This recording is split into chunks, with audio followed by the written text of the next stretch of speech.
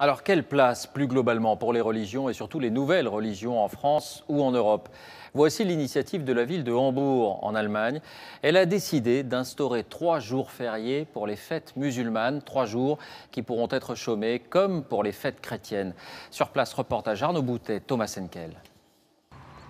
On dit de Hambourg qu'il y souffle un vent de tolérance.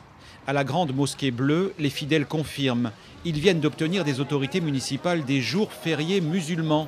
Une première en Allemagne, un accord historique après 5 ans de négociations. C'est un signe important. La mairie nous a dit, vous les musulmans, vous faites partie de la ville. Cela va favoriser la compréhension des deux côtés, je crois. Les 130 000 musulmans de la cité portuaire pourront s'absenter 3 jours par an afin de célébrer une fête islamique.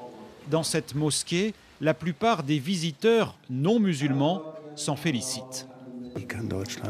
Comment l'Allemagne peut-elle bénéficier de la culture musulmane? Pour moi, c'est ça la question. Il faut arrêter de jouer à se faire peur, comme le font certains.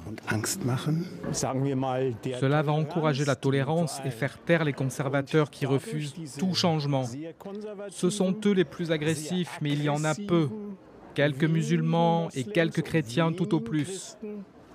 Et pour favoriser le dialogue, l'État contrôle depuis peu les cours de religion musulmane. Quels sont les 5 piliers de l'islam? Il faut aller une fois à la Mecque. Nous sommes ici dans une école publique. Je me réjouis d'apprendre qui sont les prophètes. Moi, j'apprends l'écriture arabe et je vais pouvoir lire le Coran. Le professeur et les élèves sont musulmans. Cet enseignement de la foi demeure facultatif. Il associe la religion au principe de la démocratie.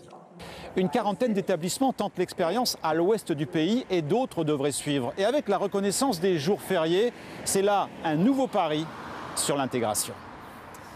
En bref, encore à l'étranger, des images.